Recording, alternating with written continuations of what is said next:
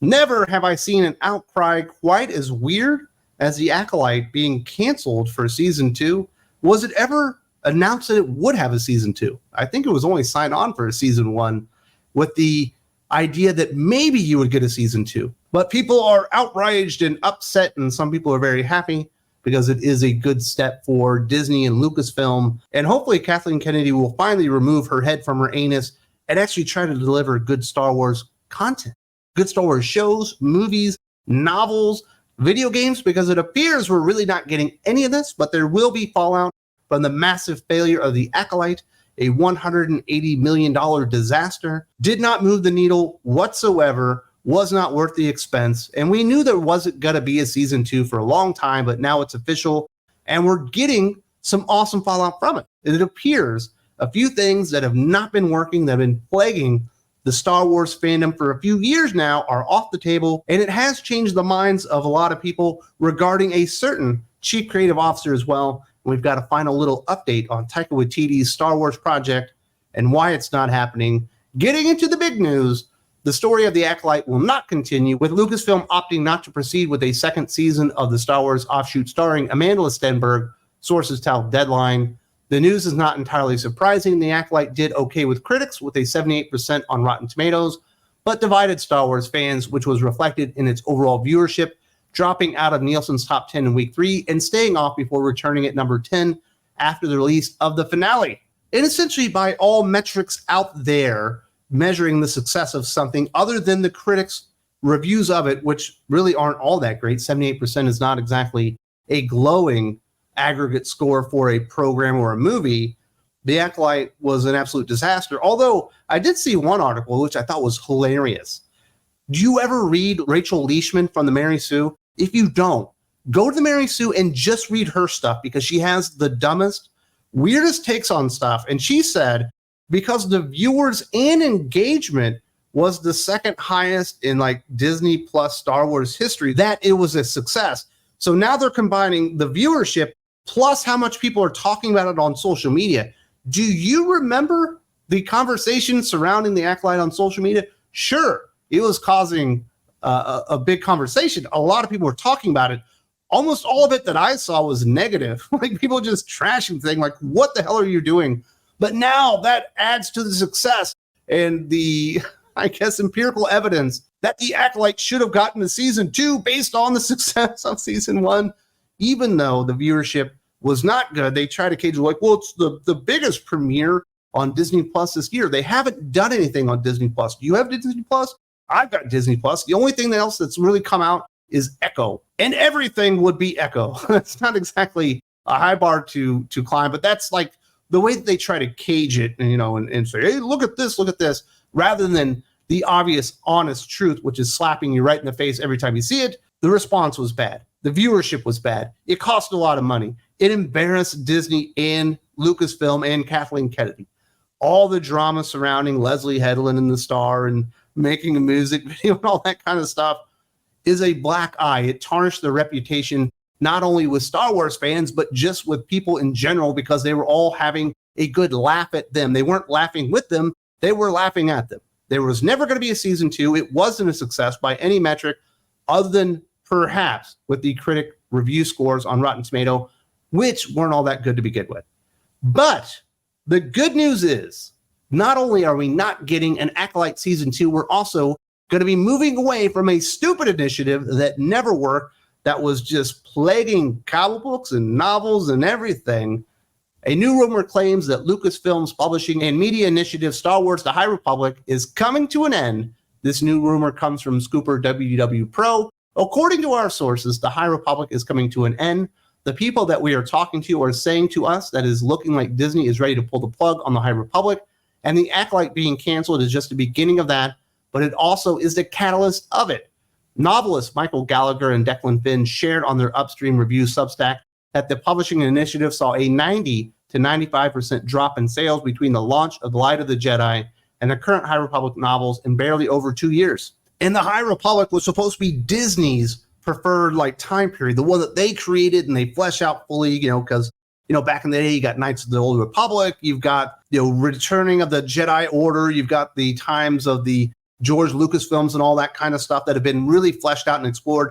This was supposed to be their time frame, and it was an enormous initiative. It was all over everything, and it just never really was compelling. They got really bad writers, or at least a lot of really bad writers, and put them on there, especially in the comic books. It was like all Kevin Scott, and for some reason, Charles Soule can't write comic books anymore, and they all quickly fell out of favor, never really moved the needle.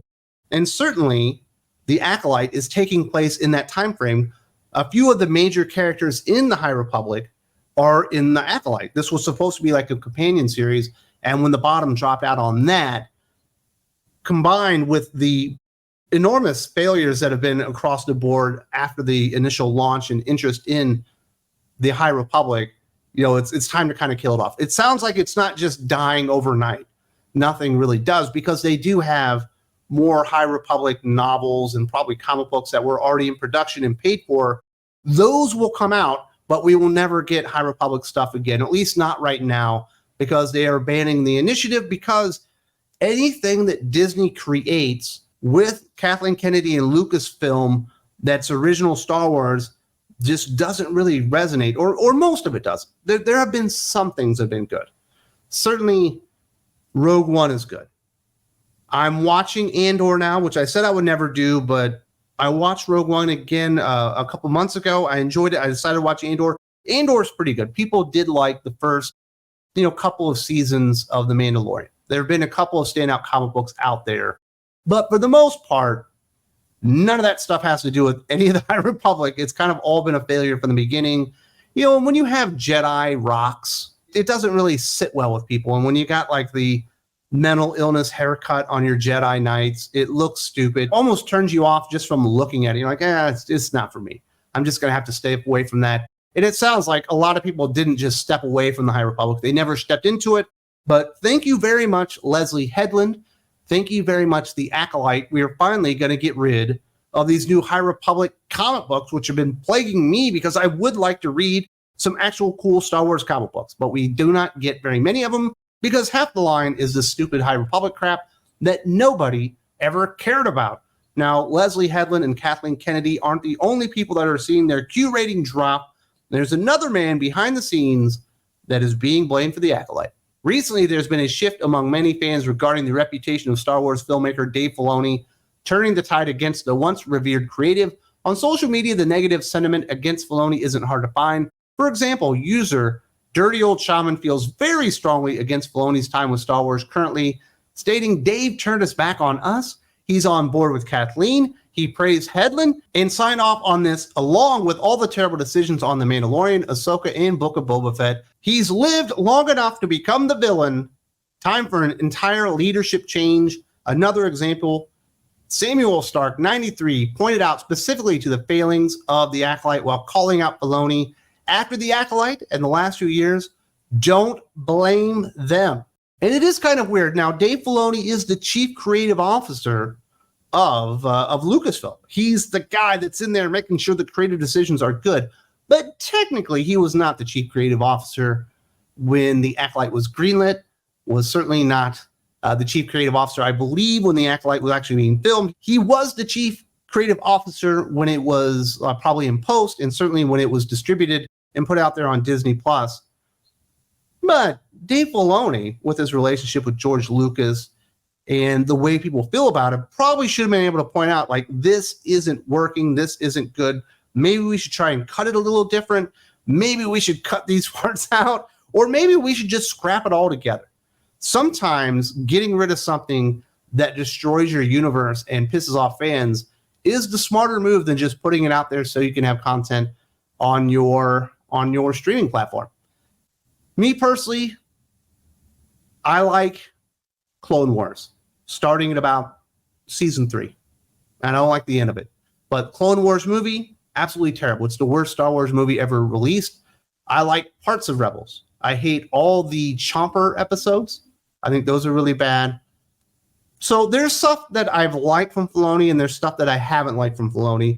But a lot of the more recent stuff that Filoni's been attached to, Mandalorian Season 3, Ahsoka, and I think he had a big part in Book of Boba Fett, is all just kind of been really bad Star Wars. And the worst example is Ahsoka. It's completely boring. The performances are terrible, which kind of makes sense because he was used to directing, like cartoon animated. He wasn't normally used to working with like human actors, maybe human voice actors, but certainly not someone like a Rosario Dawson.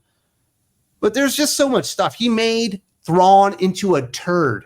How do you do that? Thrawn, one of the most compelling new villains ever introduced into Star Wars after the original trilogy, and you made him a nothing burger. You made him an idiot that every time somebody did something that went against his plan, he said, I planned for that. That was what I wanted them to do all along, but never actually stopping them or actually having a compelling plan to the end.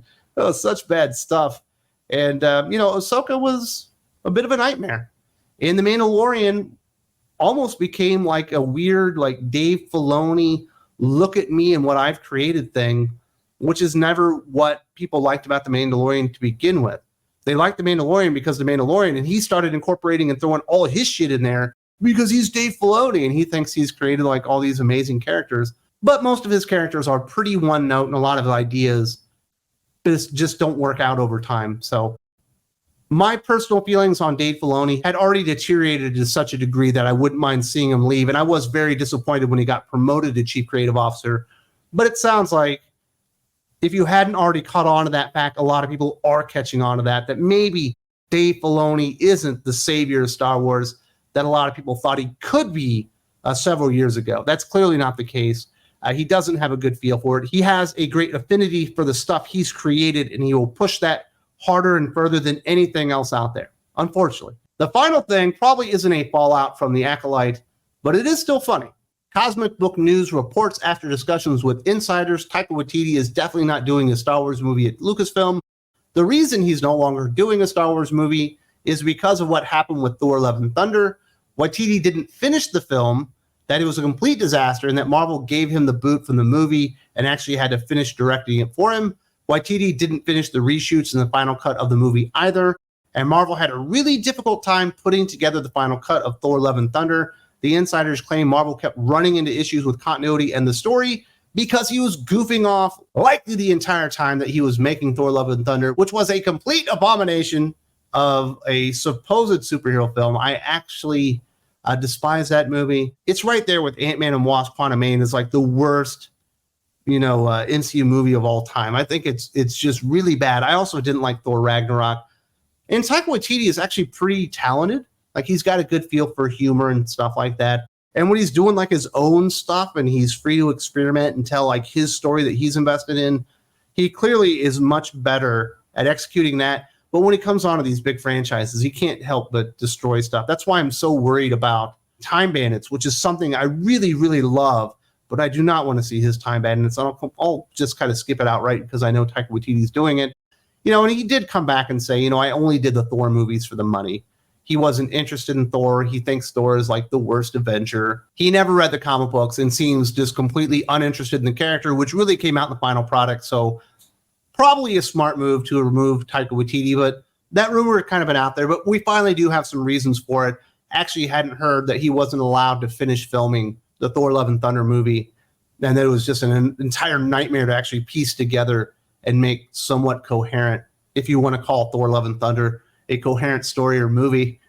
I wouldn't, but that thing was a nightmare. These are the type of people that Kathleen Kennedy had been trying to bring in over and over and over again. And a lot of them do have similar traits when it comes to storytelling and filmmaking. And it is a destructive take. It's a taking the piss type of take, like your Taika Waititi's and things of that nature. But that is not going to happen. So there are your big fallouts from The Acolyte and Thor: Love and Thunder, apparently.